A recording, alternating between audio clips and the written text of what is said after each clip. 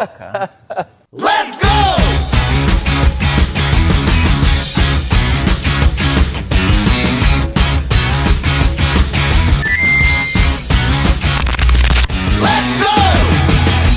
Sejam todos muito bem-vindos a mais uma história inspiradora e que com certeza vai transformar a sua visão sobre muita perspectiva de vida.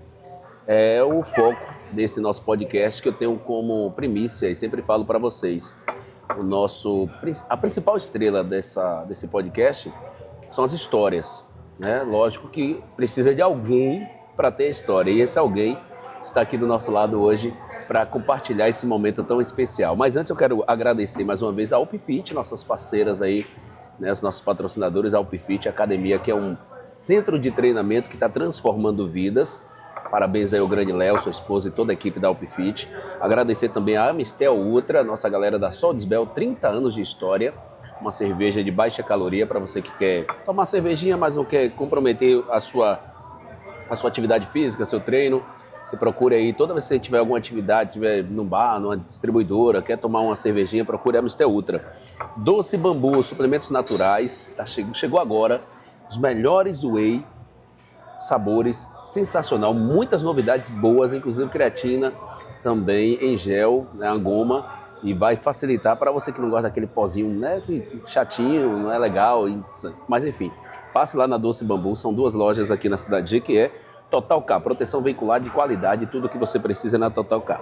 A Veloz, chegando mais 4 modelos de moto, já é a 4ª mais vendida do Brasil e se prepare, Jequié vai ganhar uma mega loja, uma mega concessionária da Veloz, ampliando demais a sua forma de vender a Veloz. Donino, que está sempre me investindo, sempre chegando aqui com muita coisa bacana, e também a Sudoeste Fibra, internet de maior qualidade, por isso que o podcast do Pretinho tem essa velocidade. E hoje a gente tem como honra, né, de convidado, uma pessoa que representa demais a nossa cidade. Representa a nossa cor, representa a nossa história, representa principalmente aquela galera que entende que o seu limite, quem coloca é você. Até onde você quer ir? O que você quer da sua vida? O que você tem perspectiva de vida? O que é que você busca de ideal? Seus sonhos, seus projetos.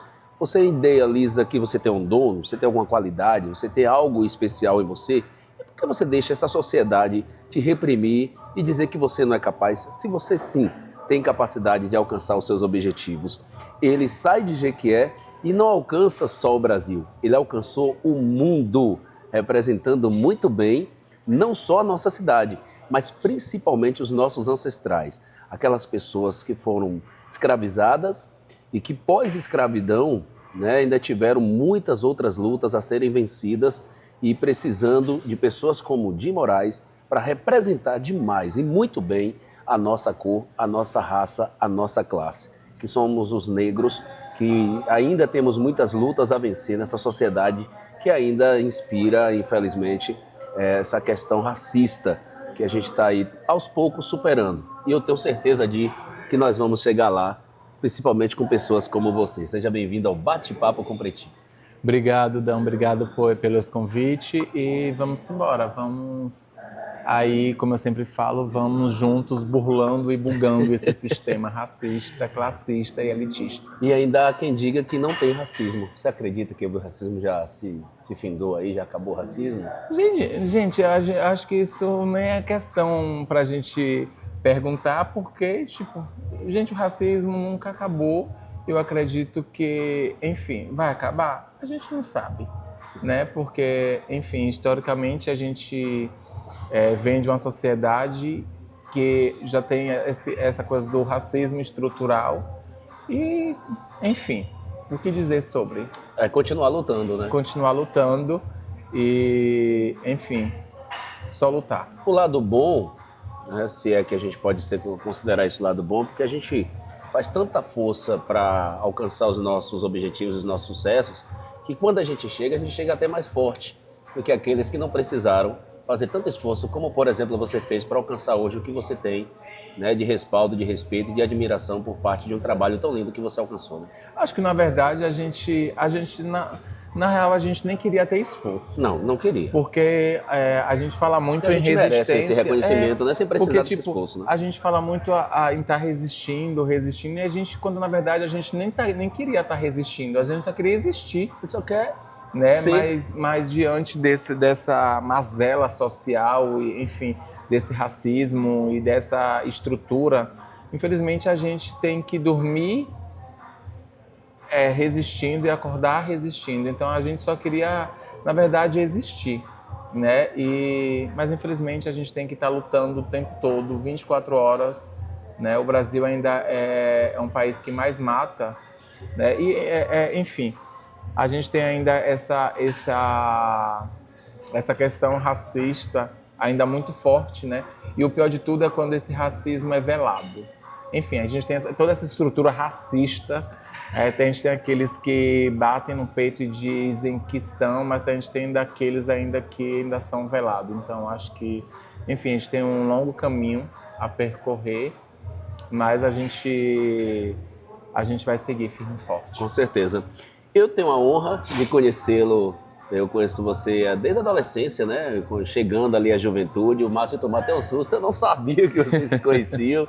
E foi uma honra para mim te conhecer naquele período, porque era um período ainda que era um dia anônimo, né? Apesar de já estar militando na arte, você era uma das referências, inclusive aqui na cidade de Jequié, participando de grupos de dança ali nas igrejas, e você se tornou, junto com aquelas pessoas que estavam à sua volta ali, uma das grandes referências, mas ainda era um anônimo nessa história toda. Conta um pouco da sua história de infância, de adolescência. Qual foi o bairro que você nasceu? Como é que foi essa sua história aí no começo de tudo que foi a sua infância, adolescência, até você chegar onde você chegou? Eu venho aí do Quilombo do Barro Preto, né, que fica pós Caixa d'Água. Sim, ali, né? Acho que não é mais considerado o Joaquim Romão, hoje é bairro Caixa d'Água, né? Isso. Sou filho do Quilombo do Barro Preto e, enfim, Neto a gente... de Didinha. Neto de Maria da Conceição.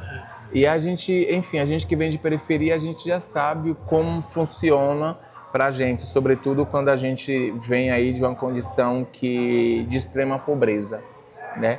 Então, a história de criança é justamente essa história de extrema pobreza e violências também, porque a gente não pode pegar e deixar de falar das violências que a gente sofre. Eu, quanto corpo LGBTQIAPN+, eu saí de casa quando tinha 12 anos, então eu fui morar na casa de vários amigos, de várias pessoas, de várias professoras, já por me reconhecer nesse corpo LGBT e já vivendo em uma sociedade racista e ainda ter que conviver com LGBTQIAPN+, fobia. Diante disso, eu fui morar na casa de várias professoras, vários amigos, para continuar existindo, né? Mas desde criança, aos 12 anos, já entendia o meu lugar nesse mundo e as lutas que eu travaria, porque eu conheci ela dentro de casa, né? Diante da situação financeira que vivíamos, tipo, de extrema pobreza, da minha avó sair para pedir esmola no bairro do São Luís, que os anos 90, 2000 ainda era o único bairro nobre de Jequié. E que não é tanto tempo atrás, né? Que Se você observar, os anos 90, 2000 faz parte de uma realidade muito real de agora, né? Não é tanto tempo atrás. E, enfim, venho desse lugar. Depois, enfim, passei por igrejas e casas de pessoas que diziam da família e que era da minha família de sangue, mas em alguns momentos eu também fui violentado porque a gente tem muito essa coisa. Enfim, o racismo, ele é foda. Ele é foda e muitas vezes as pessoas nos acolhem e nos chamam da família, mas quando na verdade nós não somos a família, estamos ali simplesmente para prestar um serviço, enfim. O rolê do racismo mesmo impregnado nessa sociedade. E não basta, né, Diego, a gente dizer, eu não sou racista. Por exemplo, você cita a família aí, onde imagino você estar numa casa onde você deveria ser acolhido. E de repente te coloca você nessa situação de subordinado, de empregado, sim, sabe? Sim. E sabe o que eu estava lembrando esses dias, Dan? Enfim, eu vou ser muito incisivo. Eu era chamado de mandu. Por quê? Eu fui pesquisar o que era mandu. Aí eu vou deixar as pessoas pesquisarem também o que é mandu, a galera do podcast. Não é legal. Eu me arrepiei aqui agora. Não é legal. Pesquise, busque saber o que é. É bom que a gente ainda faz a coisa de buscar, enfim, pesquisar, o significado de mandu. E eu fiquei, gente, Quem como te eu chamava de acertei. mandu? As pessoas. Hoje para mim é irrelevante. Aham. Hoje para mim, se eu encontrar na rua, eu não conheço, porque o que não é legal a gente tira da Sim, vida e a gente perfeito. apaga também. Perfeito a sua fala. E é isso, eu acho que... Você não tem necessidade Não. de manter Nenhuma. um laço, uma Nenhuma. ligação, uma conexão com uma pessoa que me sabe, chamava de mandu. que te colocava no submundo, Sim, sabendo sim. que você não é essa pessoa, você não merece isso. E, enfim... Como não merecia naquele Como momento. não, né? eu acho que como nenhuma criança, nenhum adolescente, ninguém merece viver nesse lugar. Mas, enfim. Depois fui para igrejas, fui fazer drag queen. E hoje estou aqui, gente. Mas quando foi que despertou esse interesse pela arte? Porque você começa na arte da dança, não é isso? Eu começo na arte da dança, depois vou para o transformismo, Aham. né? Fui morar em Recife. Chegando em Recife, lá eu tinha 21 anos, então eu preciso me virar. E nesse preciso me virar, gente, Preciso ganhar dinheiro. Preciso ganhar dinheiro. Aí eu tô lá trabalhando, fazendo já animação do determinado shopping. Tem nas suas da redes Grande sociais? Recife. Não, isso mais não. Isso a gente tem já... que ter, não, então gente, você mandou não. bem demais. Não, hoje a gente já é marca. Hoje a gente já tá... Outro sabe? patamar. Então a gente só deixa agora o que a marca precisa. Uhum. As pessoas precisam ver da marca. Mas eu vou buscar um vídeo Mas de não você. acha, não Acha, acha. Não acha. Aí... Eu digo porque realmente, de fato, sem demagogia, você mandou bem. Foi um trabalho muito bem feito, muito elogiado. Você quando chegava em Jequié, as suas Não, apresentações... se alguém tiver, por favor, também mande, viu? Porque, enfim, eu não tenho mais. É. Mas eu estando em Recife, teve um determinado salão que ia ter uma confraternização e eles falaram, a gente precisa de uma drag queen para animar a festa. Você topa? Eu, gente, eu não sei nem sequer me maquiar, eu não sei nem subir num salto. O evento era um dia, me chamou um dia No antes. dia anterior. Gente, eu só pedi uma amiga um salto emprestado e fiquei andando na casa dela em tempo de quebrar o salto dela. Ensaiando para poder Ficar de boa. É outra arte, andar no salto Pois é outra é. arte, né? Eu devia ser, inclusive, modalidade olímpica. Pois é, gente. Aí eu tinha na época um namorado que ele maquiava e ele simplesmente pegou e me maquiou. E eu fui lá, ganhei meu dinheiro, pronto. Você falou, Comecei a fazer drag queen. dá pra quebrar um galho Dá aqui, pra quebrar né? o galho. E numa dessas vindas minhas pra Jequié, em lojas em Jequié, no início dos anos 2000, tipo 2016, 2017, mais ou menos quando eu vim em Jequié, já fazendo drag, comecei a oferecer para as lojas de Jequié. E várias lojas compraram minha ideia. Acho que eu fui uma das primeiras drags de Jequié a fazer que me lembre, frente de loja. Que me lembre foi, realmente. E, enfim, depois disso, fui para Salvador e lá eu comecei a costurar, em relação a fazer de fato roupa. E hoje Essa estamos questão da aí. roupa, e aí a gente vai falar bastante sobre isso, porque é o boom na sua vida, né? Hoje você é uma referência nacional, eu diria até internacional, porque a gente vai contar essa história para as pessoas também. Mas como é que entrou? Você já tinha essa vontade de costurar, de Não. fazer?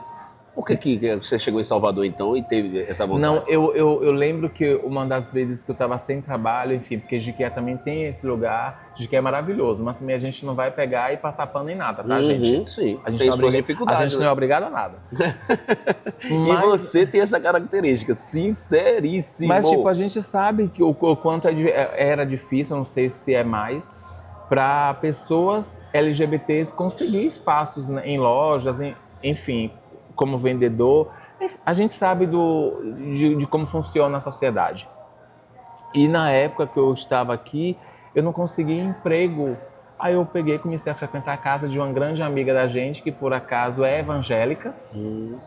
Mas em Salvador? Não, aqui em Jequié, Aqui. meu filho. Aqui. Aqui em Jequié. Aham. E eu vou dar nome, Dila Por Costa. favor, Dila. Gente, tipo, eu acho que as maiores que amor de referências que eu pessoa. tenho de pessoas evangélicas em Jequié Preconceito?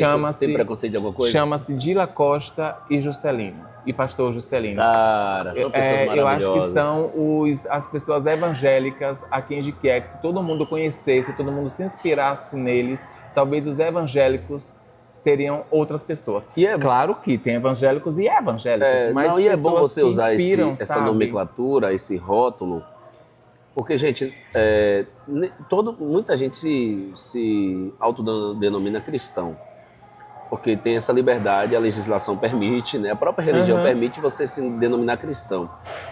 Mas se as pessoas pesquisassem um pouco mais o que é ser cristão, elas de alto pronto tirariam esse rótulo de si, pelas suas atitudes, pelas suas condutas.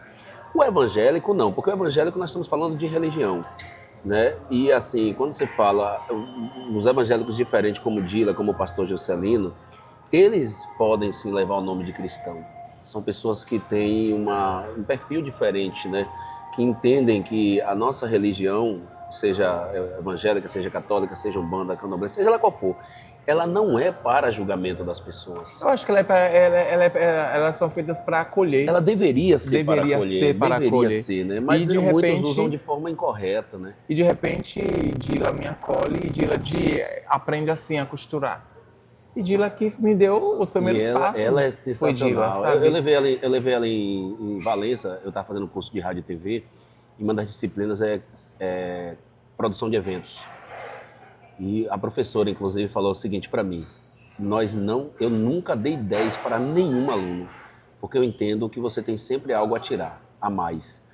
E aí essa professora faz a produção de evento, eu falei com a galera, a gente reuniu um grupo, né? Tinha uns grupos, e eu falei com o meu grupo, eu falei, qual é a ideia? Vamos pegar uma pessoa que é muito inteligente nessa área, ela pega, por exemplo, tela de antena parabólica e faz roupa. Então a gente traz ela para Valença, mostra as artes dela, e mostra para as pessoas que entre reciclar e ressignificar, o ressignificar tem mais lucro. Se você pega um produto e faz dele uma arte, você vende mais caro do que você pegar a latinha e vender para reciclagem. E a gente leva isso para a praça. Ela tinha um vestido, eu acho que não sei se tem ainda, não sei se ela vendeu, um vestido que é feito de antena parabólica, que virou uma sensação. Quando a gente vai para a sala de aula, a professora fala, gente, me perdoa, eu vou ter que pedir perdão a vocês, eu nunca tinha dado 10, mas eu sou obrigado a dar 10 por causa de Dila. A gente levou um 10. É uma pessoa sensacional. E Dila é essa pessoa maravilhosa. E Dila que eu comecei a fazendo ecobags, né, aqui em Jiquié, e vendendo para amigos.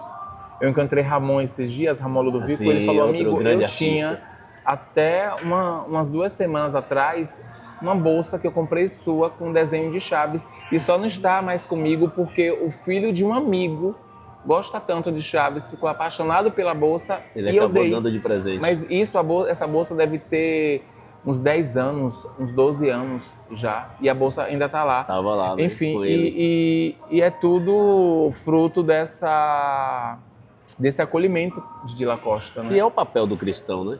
Então, aí Dila tem essa função também muito importante na minha construção de estilista e de artista também, justamente por esse lugar de acolhimento. Então, aí foi quando eu vim para Jiquié, comecei a fazer as ecobags. Aí pronto, voltei para Salvador, fui para Salvador, comecei a fazer roupas pintadas à mão, pronto. Aí vai desbravando o mundo depois disso. Aí foi percebendo de que além de arte poderia ser também um direcionamento para a sua vida, né? E você alcança hoje a grandeza de, por exemplo, novela da Globo, exposição fora do país, né? Primeiro, eu quero entender como foi que entrou essa arte de você ser estilista e pensar, poxa, as minhas origens têm que ser representadas. Qual foi a hora que você pensou? Eu vou fazer aqui também as roupas, como por exemplo eu vi você na TV Sudeste falando sobre um dos vestidos que tem muito assim a história da sua avó, né? Qual foi o momento que você te despertou esse interesse de fazer e ter dentro dessas peças essa representatividade? Na verdade, até 2022 eu só fazia o meu ganha-pão era bolsas. Aí 2022 em Salvador sempre acontece o Afro Fashion Day, que é a maior passarela preta do Brasil. E eles me convidaram para estar como parte dos estilistas, né? E naquele ano, eles sempre trabalham por ano com um tema. E o tema era capoeira. Aí eu comecei a fazer as bolsas de cabaça. Justamente porque eu entendia que o birimbau precisa da cabaça para fazer o som, para ter o som. Aí eu comecei a fazer as bolsas de cabaça. Depois das bolsas de cabaça, 2023, eu mando um direct para a Thelminha, doutora Thelminha. Thelminha hoje, ela é doutora, ela foi ganhadora do Big Brother e hoje ela Thelminha, sim. Quer dizer, ela sempre foi médica, hoje ela é médica e apresentadora de um dos programas da emissora. Uhum. E simplesmente mandei para ela um direct, a gente não tinha contato nenhum. Mandei um direct, um croquis do que eu poderia vestir ela. Chutou pra ver, né? Chutei, gente. E é isso, ela super topou. E a minha primeira roupa foi pra Thelminha. Caraca, velho, já começou grande. De tomar essa proporção, minha primeira roupa foi pra Thelminha. Já aconteceu de fazer roupas, mas não... Enfim, ela tá naquele lugar, normal, tranquilo, quietinho. E, de repente, minha primeira roupa foi pra Thelminha. Aí pronto, depois da primeira roupa eu entendi que eu preciso fazer ensaio fotográfico das bolsas. E a gente conseguir parcerias para roupas, tal, às vezes conseguia, mas não batia com a história, tal, do que eu queria passar. Eu não, eu mesmo vou fazer os meus looks para os meus ensaios fotográficos. Aí foi quando eu comecei a fazer roupas também. Mas enfim, eu falo que Thelminha, eu sempre falo, Thelminha é minha fada madrinha. Foi a chave que abriu portas, que deu então, mais uma, na verdade. Eu sempre falo pra Thelminha quando eu encontro, a gente é amigos a ponto da gente ligar e falar com outro e pedir, eu ligo mais pra ela pra pedir conselho do que tudo. Enfim, aí ela pegou e ela foi essa pessoa que foi responsável por essa mudança de chave. Aí, depois disso, eu fui convidada para estar em algumas passarelas, né, com minhas peças. E em 2024, eu entendi que, não, se eu de fato faço bolsa, eu também posso pegar e fazer roupa. Aí eu fui convidado para estar no Brasil Eco Fashion Week, que é a maior passarela de moda sustentável da América Latina. Gigantesco, né? Aí eu peguei e pensei, gente, se é meu primeiro desfile, eu vou fazer o quê? Eu vou trazer quem? Qual vai ser o meu tema? Deixa eu te falar. No mesmo... É isso. Aí eu peguei... Não, eu vou falar sobre o Jequié. E eu preciso falar sobre o quilombo de onde eu venho. Eu preciso falar sobre... Cara, foi uma sacada a sensação. Foi, tipo... Não, é meu primeiro desfile. Eu preciso falar sobre o lugar de onde eu venho. Eu sempre falo, se a gente não sabe de onde a gente vem, a gente não sabe para onde a gente vai. E como era o meu primeiro, para mim precisava fazer sentido. Então eu peguei minha primeira coleção, eu falei sobre o quilombo do Barro Preto e falei sobre minha avó. Então, por isso que tem esse vestido com trama de balaio, para remeter essa história dela. Mas meu primeiro desfile, eu pensei, não, se eu preciso contar minha história, esse é o momento de contar ela. Essa é a hora, né? Essa é a hora. Eu quero que a minha carreira seja lembrada porque eu comecei falando da minha história. Não foi algo que eu fui inventar, que eu fui falar de qualquer pessoa. História de outras pessoas. E você foi para uma zona de segurança, que não é fácil. Que não é fácil. Não é fácil você contar a sua história, porque nem sempre a sua história...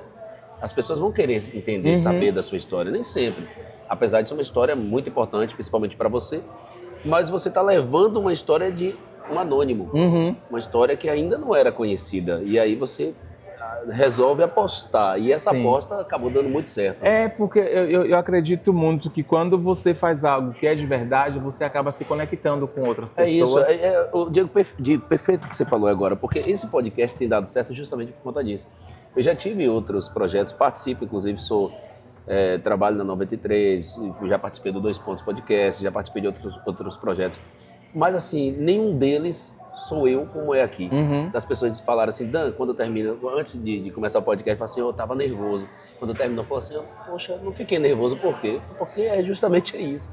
E aí você consegue colocar o que é seu ali, né? Você vive o que é seu ali, a sua história e tudo. Eu acho que quando a gente conta a nossa história, a gente nunca está contando só sobre a nossa história, a gente está contando também com a história do outro, porque em algum momento se conecta, né? Sim. E sobretudo quando são histórias de pessoas pretas, em algum momento a gente vai se encontrar.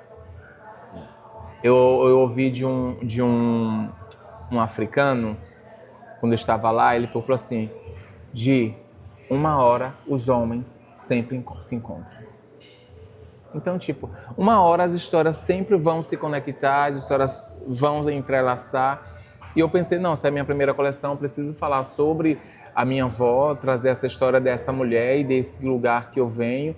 Porque, com certeza, eu acredito muito... Chega novembro, fala-se muito em Zumbi dos Palmares, fala-se muito no mês da consciência negra, mas as pessoas esquecem que o Zumbi dos Palmares foi o maior líder quilombola. E muitas vezes a gente não fala sobre os quilombos. a gente não fala sobre essa população. E quando a gente não fala, a gente apaga. Então, na minha primeira coleção, eu já entendi, eu preciso falar sobre o quilombo de onde eu venho, porque, consequentemente, eu vou falar sobre muitos outros quilombos que são apagados, que são invisibilizados. E quando você fala de África, é porque você chegou lá, inclusive é o primeiro brasileiro a ter essa representatividade. Sim, né? Hoje eu sou o primeiro design quilombola a desfilar no continente africano. E, coincidentemente, eu acabei levando a minha primeira coleção, foi a coleção que foi convidada para levar para a África. Poderia ser qualquer outra coleção? Poderia, mas foi justamente a primeira, que fala sobre minha avó. E levar essa coleção para o continente africano também é sobre levar a história da minha avó para o continente africano, porque ainda que ela não estivesse lá, mas a história dela foi. E isso é sobre retorno, sabe? É como a pensadora Carol Barreto, ela pega e fala: transformar a dor em beleza e devolver a ancestralidade, o resultado dessa luta. E levar a história da minha avó para a África também é a gente ressignificar as dores e colocar no lugar de arte. Então, para mim, foi maravilhoso e, coincidentemente, no mesmo tempo que eu fui convidado para estar no continente africano, eu fui convidado para estar em Milão. Caraca, Di, eu não sabia dessa. Ninguém nunca, eu falo muito pouco sobre, mas eu fui convidado para estar em Milão no mesmo tempo que eu fui convidado para estar no continente africano. E em nenhum momento eu hesitei, eu sabia o que eu queria. Era muito mais importante Era muito mais né? importante estar comigo, estar em África, porque não seria só sobre mim. Seria sobre uma comunidade inteira, seria sobre o Barro Preto inteiro, seria sobre Jequié, seria sobre muitas pessoas que gostariam de estar ali e que eu estando eu representaria todas elas. Fora a conexão, né? E fora a conexão, existe uma história, existe uma linha do tempo aí, que você respeitou essa linha do tempo, sim, você deu valor a isso. E tipo a Europa, gente. Europa eu vou estar quando eu quisesse. Em África não, no continente africano não. Eu precisava que a minha primeira viagem internacional quanto marca fosse para o continente africano. Para mim faria sentido. E fez sentido, está sendo e continuará fazendo sentido, porque podem apagar qualquer coisa, menos a minha história, menos o legado que eu tô deixando.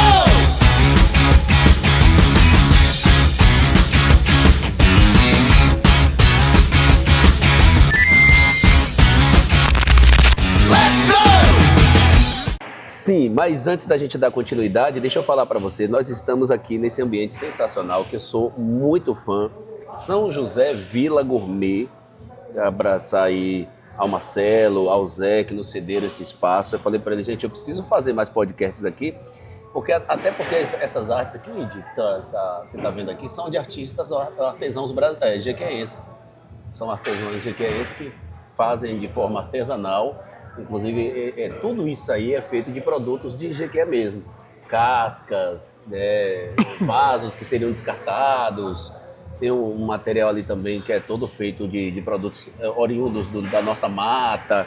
E eu sou muito fã desse espaço da São José Vila Gourmet. Gratidão aí por ceder esse espaço. E a gente vai fechar uma parceria para trazer mais opções de podcast para cá. E o seu não poderia ser diferente, porque tem tudo a ver, né?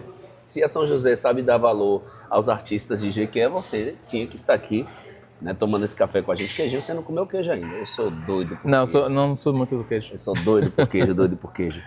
Mas você não para de romper barreiras, a sua arte, a sua marca, o seu nome chegou até a África, mas se tratando de Brasil, chegou também inclusive você está aí agora dando entrevista, não para, né? Teve esse Doete Rei de Bahia. E chegou também a teledramaturgia, você conseguiu colocar as suas peças para participar de uma novela. Eu acho muito interessante isso. Né? Eu acho que é muito sobre as conexões mesmo que você estabelece.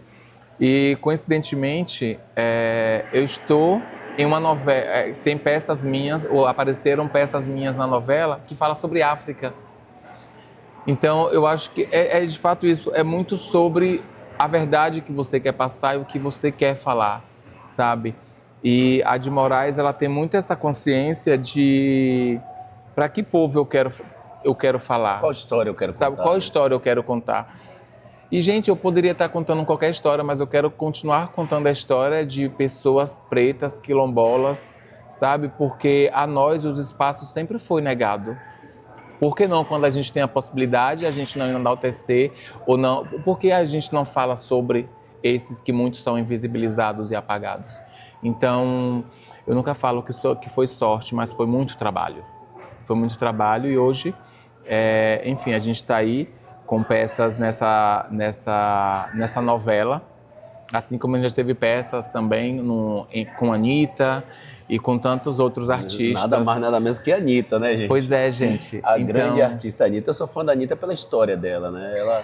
Ela quebra barreiras. Sim. Ela é uma artista popular, uma artista de uma música bem padrão do brasileiro, não é uma artista MPB, mas que mostra uma grandeza, uma pessoa que não para de estudar, uma pessoa que não para de ter seu reconhecimento até de nível internacional e que alcançou realmente né, um nível sensacional. Sim. Aí a gente está aí com algumas peças. Enfim, a gente está pro mundo, né, gente? A gente está pro mundo. E as parcerias também podem estar pintando, né? Quem tiver interesse aí pode estar te procurando. Como é que funciona aí? É isso. Quando tá preso a um bocado de situações, aí calma. É isso. Como é que funciona? Mas super. Enfim, a gente tá com Quando a gente tá fazendo parceria, é a Disney, ESPN, né? Só as grandes. Não, gente. Hollywood, você que tiver interesse. Aceito. Deixar via mim. Você que tem interesse no filme de Hollywood e ter as peças do Di Moraes, essa é a sua oportunidade. Entre em contato através das Não, mas tipo, eu gostaria muito de ter apoio de Jequié. Sim, por favor, né? Gostaria.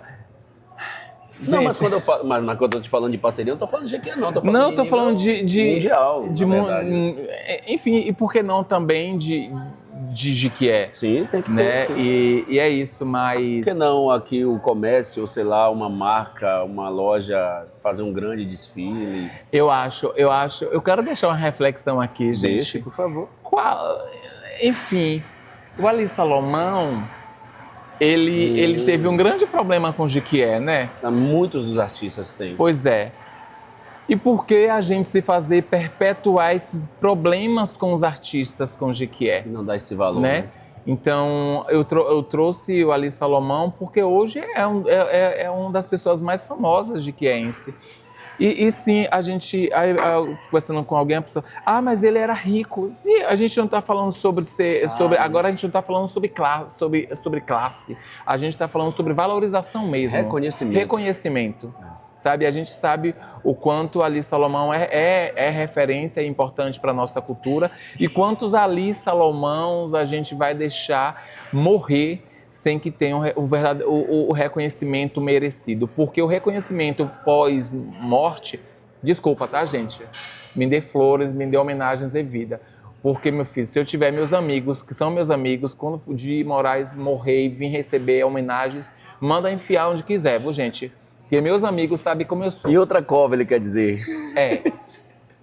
Tá? Eu acho que homenagens, reconhecimentos, apoios, parcerias precisam serem feitas em vida, sabe? E agora, né? Hoje, né? Hoje é a oportunidade de gente. Você reconhecer, de você falar sobre. E Jequié tem esse hábito que é chato. Eu sempre dou esse exemplo lá na rádio. Os jogadores que saem de Jequié, dificilmente eles voltam para encerrar a carreira em Jequié. A gente tem assim esse déficit no esporte jequiéense. Aí quando você vê um artista, ele sai de Jequié, dificilmente volta para Jequié. A gente não vê esses artistas como acontece. Ivete Sangalo fez agora um show em Juazeiro, reconhecendo, né, Juazeiro. Léo Santana foi no bairro, lá no subúrbio de Salvador, fez um mega show lá E a gente tem essa dificuldade. Por quê? É porque os artistas não sabem dar valor? Não, é o contrário. É porque a gente não dá valor muitas vezes para esses artistas e eles, como não se sentem representados, eles falam, poxa, eu não posso voltar lá. Eu não posso dar a Jequié um valor que eles não me deram. E tem razão. Então vamos aproveitar os artistas. Né? Deixa eu contar uma coisa pra você, eu vou fofocar. Vai ser quase um café fofoca. Por favor. Gente, eu acho que isso precisa, sabe? E na maioria das vezes, que bom que cantores e cantoras voltam para suas cidades, até porque já estão em outro lugar mesmo. Mas, deixa eu contar, um ano passado, 2025, eu ofereci trazer meu desfile para Jequié. E não? Enfim, isso, né, gente? Entenderam a oportunidade que perderam? Mas eu acredito que tudo algumas coisas são livramentos. Sim, também, são livramentos. Mas agora, aí você alcança esses voos, alcança esses lugares. Aí as pessoas vão, ele é famoso, então vamos trazer. Aí você diz não, porque você talvez nem possa, não é nem que você não queira. Aí essa mesma pessoa que não quis, que depois quis, que depois teve o não, vai dizer, Gente, ele não quis porque ele estava Não, idoso. mas eu sou uma pessoa que eu aprendi a dizer não. Eu tenho esse privilégio também hoje. E eu acho que a gente precisa aprender a dizer não sem culpa. Porque você sabe aonde você chegou e quem te apoiou até aqui. Claro que você não vai dizer não para alguém que estava ali com você e tal, mas alguém que você entende que está com você só porque você alcançou determinado lugar, ou porque de fato vai ter um retorno ali. Meu filho, eu tô amando dizer não.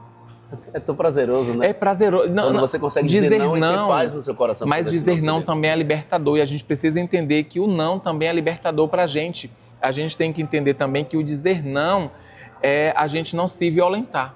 Muitas vezes a gente diz o sim, mas lá dentro a gente está se violentando. A gente não gostaria, mas não. Hoje dizer não é libertador, gente. E para sintetizar isso que Di está falando, gente, eu vou explicar uma coisa para vocês. Nós somos energia. Nós somos energia. Você quando acorda, por que a gente tem que dormir? E aí é ciência, tá? Não é, mas Dan tá falando de espiritualidade. Não, tô falando de ciência. Se você quiser combater, reprimir a ciência, é problema seu. Mas a ciência explica que nós temos que dormir todos os dias para repor energia. E essa energia, ela não é só física, ela também é espiritual, ela é sentimental. E quando você diz sim para tudo, você está pegando a energia que você deveria ter para um determinado assunto seu e colocando para pessoas que muitas vezes não merecem. É isso. E que, de repente, para quem não vibra nem a mesma energia que você. Sim. Eu acho que é muito sobre isso.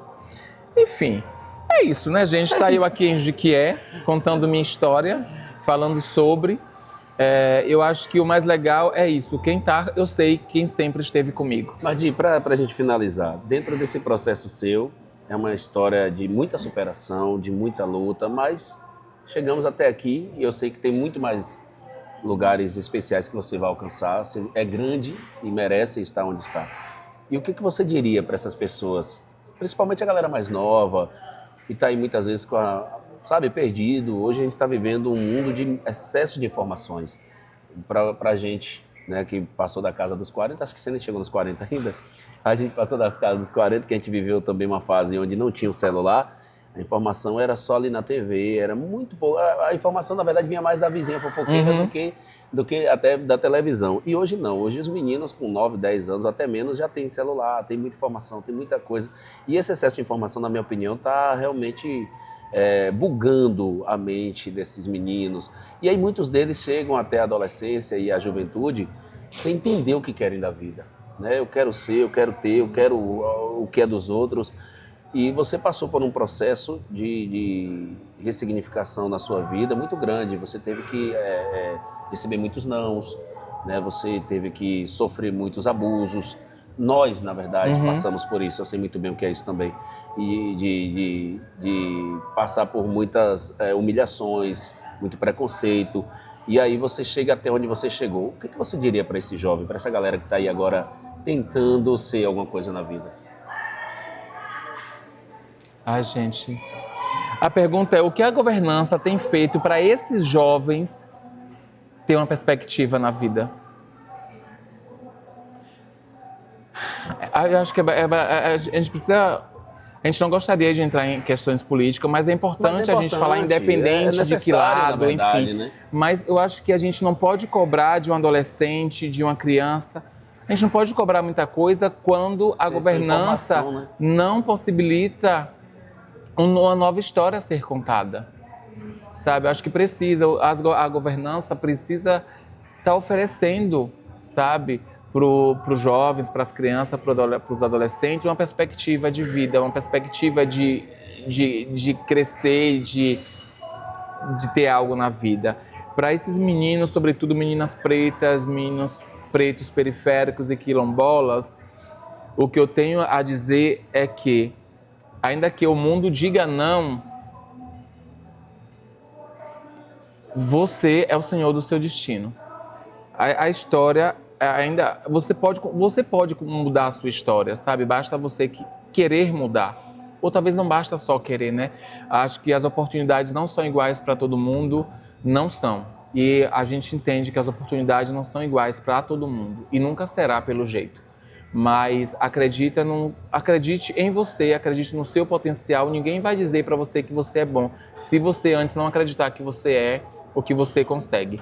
Porque os nãos a gente vai sempre receber, mas só vai depender da gente continuar lutando para a gente bugar e voltar e burlar esse sistema.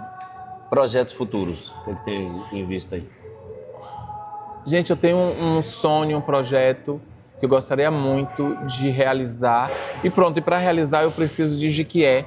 Eu tenho uma grande vontade de voltar em Jequié, criar uma ONG, criar um Instituto de Morais, onde a gente possa estar criando meios para impulsionar meninos e meninas pretas, quilombolas e periféricas, sabe?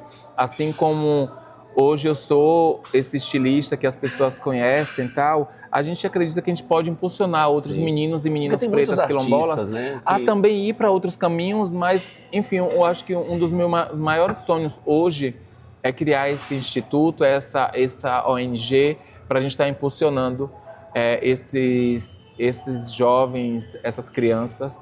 Se a governança não consegue, a gente, quanto civil, a gente consegue. Quantos talentos a gente não consegue revelar por uma pequena oportunidade que a gente precisa, porque a gente não pode falar das mazelas se a gente não faz algo para mudar, sabe? Enfim, é isso. É isso. Gratidão, viu?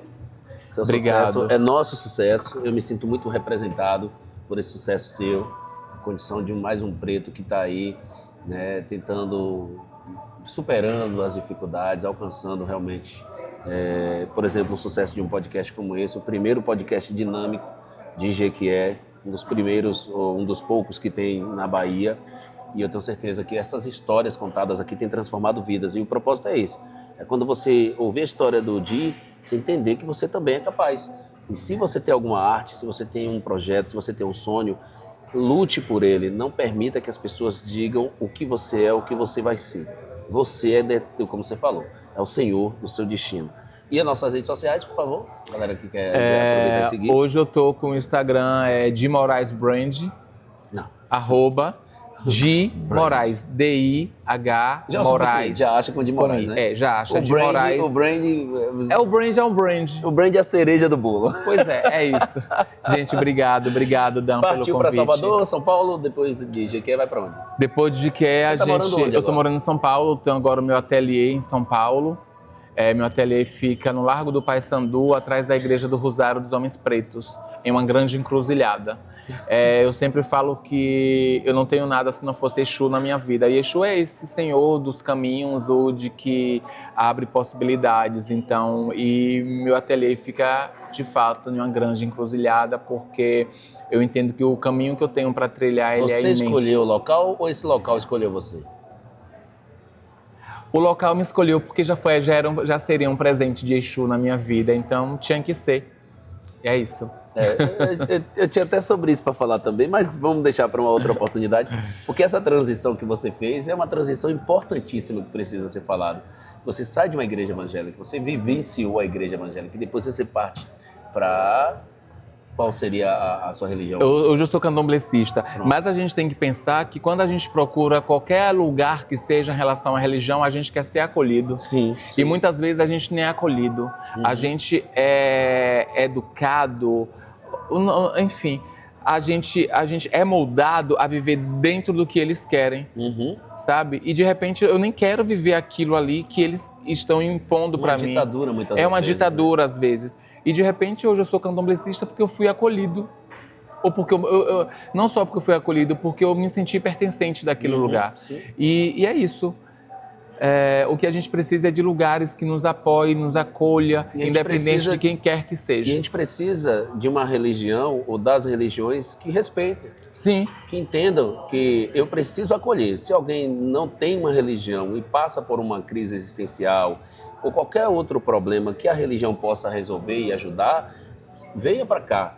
Mas se você tem a sua religião e se sente já acolhido, pertencente e já está vivenciando algo que te faz bem, eu não tenho que contrapor isso. Não é meu papel, não é esse. Você tá bem? Viva! Tipo, a religião também tem grande responsável pela minha arte.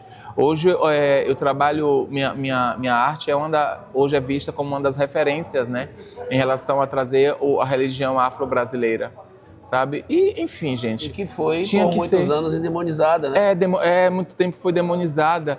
E a gente também precisa dizer que Exu não é diabo.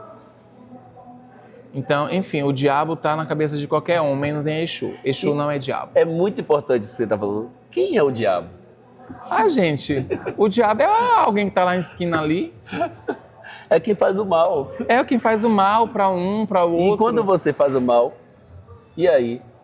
Você está ocupando o lugar de quem? Pois é. Daqui a pouco a gente está sentado ao lado do diabo, não você, tá dando.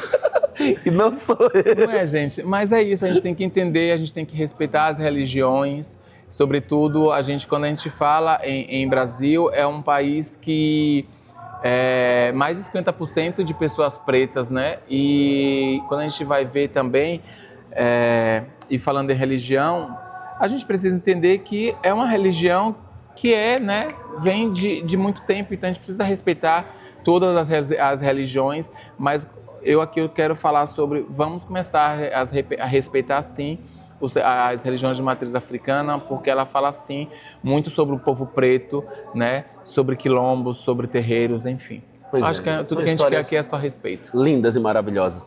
Não esqueça, like, compartilha. Se não é inscrito em nosso canal, dê essa moral pra gente. Eu preciso ampliar essa inscrição. O YouTube está entregando cada vez mais. Tem o nosso Instagram, tem todas as redes sociais, na verdade. A gente precisa desse apoio. Né? Se a gente está aqui gastando, não seria gastando, seria ocupando melhor o nosso tempo com histórias tão importantes para você, porque você não dá esse feedback pra gente. Dá essa moral pra cá. É uma honra tê-lo aqui acompanhando o nosso bate-papo com o Pretinho. Gostou do café? Let's go!